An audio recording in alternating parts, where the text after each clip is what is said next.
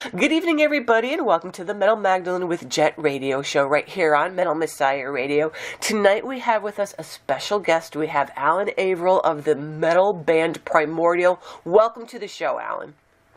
Hey, how are you doing? All right? I'm doing great.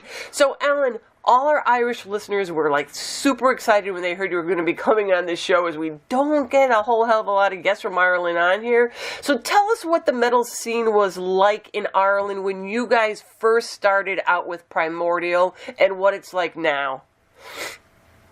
Well, I'm older, I suppose, is the main difference. We started in 91. Some of the guys were playing together as young teenagers, maybe 87, 88, 89. And then I joined the band in 91. Obviously, pre-internet and all that stuff. It's a stupid thing to say, but for people who weren't teenagers before that, it casts a very different complexion on life. Dublin was a pretty rough place, I suppose. And we were playing music really to deal with some of the things that were going on in society at the time. We were just part of the second wave underground of black and death metal bands, and us and our friends at the time were all starting bands, doing magazines, at the same time trying to get proactive in the small little scene that we had. Now, I imagine there's bands doing exactly the same thing, only the mediums have changed. And I'm a bit, how shall we say, on the periphery of whatever the scene politics are or whatever, And like you said, you've been with the band for a while, 25 years, been on every album. Now, over the years, how would you say that the band has evolved and how you personally have evolved as a singer? As a singer? It's 27 years. So, if you hadn't evolved as a singer since then, there'd be something wrong. But even on the first rehearsals and first demos, there was attempts at singing. I think I wasn't trying to sound like Tom G. Warrior and Into the Pandemonium, Christian Death, Nemesis, Early Candlemas, trying to sing as a teenager. And then on our first album, there's clear vocals as well as black metal. So there's always been a sort of variation of vocal styles, even on the first album, which is 94. It's just, you grow and develop as a person, and you learn new, you learn new tricks and stuff. And, I got better as a singer over the years. I suppose I'm really only in about 2007 or 2008. No, let's say 2006 did I really begin to think of myself as a musician and not just the guy who couldn't play an instrument, who had to sing, And in all these years, what would you say have been like some of the struggles that the band has had to go through? The thing about Primordial is, to put it into perspective, we're not a professional band. Mm-hmm. So obviously, the new album was functionally and practically recorded around our lives. Mm-hmm. So, whereas, if you take a band like Enslaved, who may be on the face of it, and they would be bigger in North America without a doubt, but in Europe, on the face of it, you might look at the both bands and think, it's kind of, they're peers with each other. But this is a band who are supported by the Norwegian state and can live professionally from music and all this kind of stuff. We don't get anything like that, and everyone has to, cope with all of the responsibilities that life has, whether it's working other jobs, kids, just all the usual stuff that happens. So we have to the band has to exist around all these other things.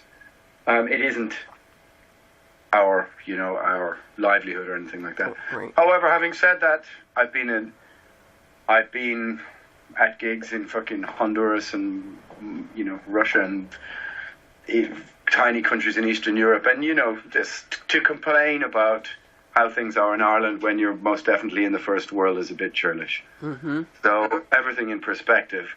But the biggest struggle really is just sometimes getting the five of us in the same room. Because we all live quite far away. Mm-hmm.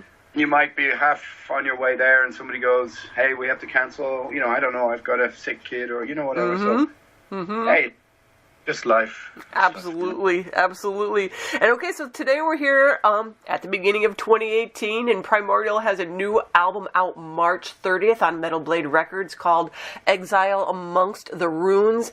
Now, you just released the first single off the album and video for Stolen Years, so tell us a little bit about that song as well as that video. Yeah, the live footage was shot in Romania. Mm-hmm. In the end, it was just by accident that became the first single. I think it was because it was the shortest song. It just sort of had an element of practicality about it because we didn't have that much footage, mm-hmm. which it doesn't sound that romantic really, but that's just the way it was. So, yeah, I mean, it's a very untypical Primordial song. Usually Primordial's the opening track is full of blood and thunder and drama and pathos and tragedy and might and all these things. But this is, a kind of 5.5 minute curious song that really just has a very simple message and to it. It's just about, dealing with mortality, the inevitable step into the abyss, and taking stock of your Saturday night sometimes when it's really about that, that kind of monotonous feeling sometimes, maybe being in a band, you're in the airport again at 4 a.m. for the 4th, 5th weekend in a row, and so every now and again you're chasing sleep and wondering what you're doing, but the night clicks in and comes together and makes you realize why you do it. But it only happens a finite number of times. Now, have you played much music off the new album out live yet? Nothing, no, not yet. And now, so what can you tell us about the rest of the album, both musically and lyrically, Alan? Musically, there's a few side steps from the last couple of albums. There's a few curious songs, I think, that will surprise long-term fans of the band who will be... it is hard at album number 9 to mm-hmm. add new elements, but I mean the most important thing is to be able to step outside the process, the bubble that the band creates, and view it objectively and consider, are we still convincing? Are we still full of conviction, Do we still have something to say? So those things were answered, I think, positively. There isn't really a general theme, but the overview, I suppose, is of a couple of songs is maybe the what I perceive to be or observe the end of classical European civilization, the movement of nations and states into how can I say? It's about the Enlightenment values such as rationality, empiricism, mm-hmm. The separation of church and state, and how those values seem to be under threat in a modern European superstate. It's about what I perceive as a cultural, spiritual sickness in the West that is no longer willing to instate the positivity of its values. Amongst other things, it's an observation of a passing of culture in a very interesting time to be alive. It's not political from one side or the other. Mm-hmm. It's more an observation. But having said that, there's elemental songs. Stolen Lungs is just about the sea. Mm-hmm. So it's the usual heavy, serious stuff that people who are into the band come to know. That's what we do, And now, did you guys record this one locally? Yeah, it was recorded next door to our rehearsal room. Well, that's pretty local. Pretty. And are you guys going to be doing some touring and stuff to follow up the new release? Yeah, there's European tours in April, and then festivals all summer here, in all sorts of places. And then once we reach the end of summer into autumn, then we are not exactly sure what we'll do. Often what we do is we do weekends in different countries. We'll do 2 or 3. At this stage of the game, every gig has to be a Saturday night, metaphorically. It has to be. We can't waste time and years and finances on playing somewhere on a Tuesday to 100 people. So this has been the problem of trying to get to North America, for example. And with that and all the visa cost issues and every other financial issue that all European bands struggle with in America, you know. Absolutely. But it's well, I don't know. You know, it's a busy enough summer, so. Well, those festivals are good too because you get to hit a large audience, and all over Europe, people travel all to the festivals, so they're traveling from all the different countries to come to this one spot. So that saves you a little bit of money that you don't have to be traveling all over the place to get this stuff done. The traveling is what I enjoy. It's fine, you know. I don't mind it. No, not so much the traveling, but like you were saying, the cost of it all. I know when you're talking about coming to the United States, it's insane, you know, and you have to have priorities in life, and you know that's. Well, I think part of the problem really is for us.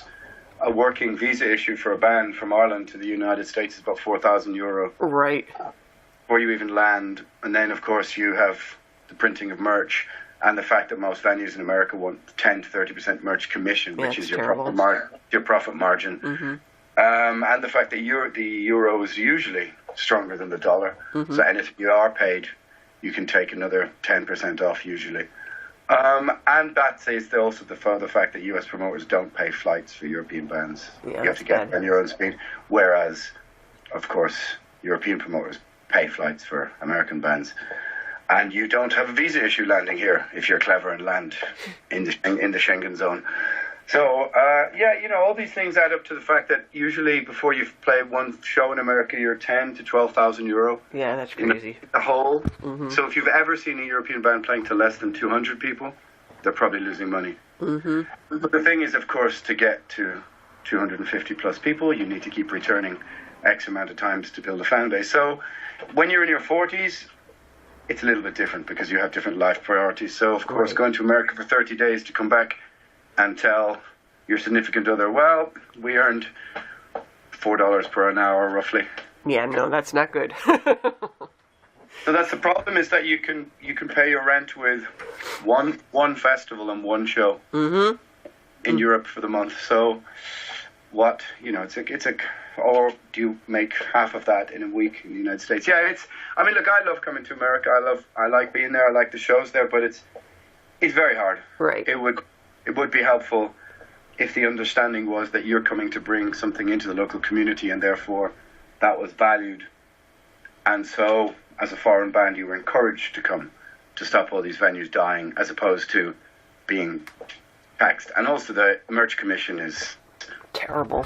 That's just, it's scandalous. I honestly think that people should petition, or, you know, like, just stop going to venues that do it, you know. Like, they wanted to arrest us outside some gig in Orange County for trying to sell our T-shirts outside, for being an open vendor or something, you know. They have you every which way. So, anyway, enough of a rant. So, Alan, you know, what do you do to prepare for a show? I mean, like, prior to going on stage, and what does, you know, your paint and stuff represent, and what do you try to convey to an audience?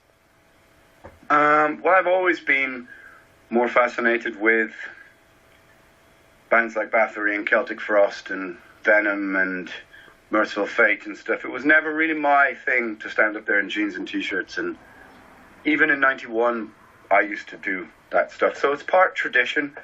It's part an upkeeping of a sort of, you know, heritage of this form of kind of metal. And also, you know, I'm not going to wax sort of pseudo-spiritual about it, but it's got some form of the ritualistic, in the sense that it focuses you for what you're about to do. I'm not going to get all, you know, over the top about it, but it's a good focus for your energy. It's a focus of your, that just going through the methodology and the preparation for the whole thing. I try and stay quiet. I have a bit of wine, try and get my head in the right place, do my stretching and all this kind of stuff, you know, getting old now. And yeah, it's just, I think it's it's sort of it's a bit like being this Jekyll and Hyde character, but it adds an extra sense of I don't know, drama to proceedings as well, you know. Mm-hmm. And now, getting back to the album, what format is it going to be released on? I have no idea. That's really up to the label. I would imagine there's about 10 different vinyl colors, so you know, whatever. I don't know. I've no interest, and I have no real idea. I just get a copy of each thing, and then slowly but surely give them away to anybody who happens to go, I haven't got one, so you know. What sites are the best place then for people to follow the band and find out what shows you guys are going to be playing and what's going on with you guys? Well, there's just the official Facebook page, and then I miraculously engaged with technology to build a new website recently, which is incredible considering what a Luddite I am. And then, you know, they can follow me on Instagram at AA_Nemtheanga, which is NEMTHEANG, which is mainly silly photos of, you know, Dublin life and goofing around, and then some, you know, mixed with incredibly heavy, serious political commentary as usual. You know? Well, there you guys have it. Primordial has a new album out on Metal Blade Records called Exile Amongst the Ruins. And Alan, thank you for taking the time out to do this interview with us today and telling us a little bit about the band and what you guys coming up and the new album. And all the best to you and the band for the rest of the year. No problem. Take it easy. Okay.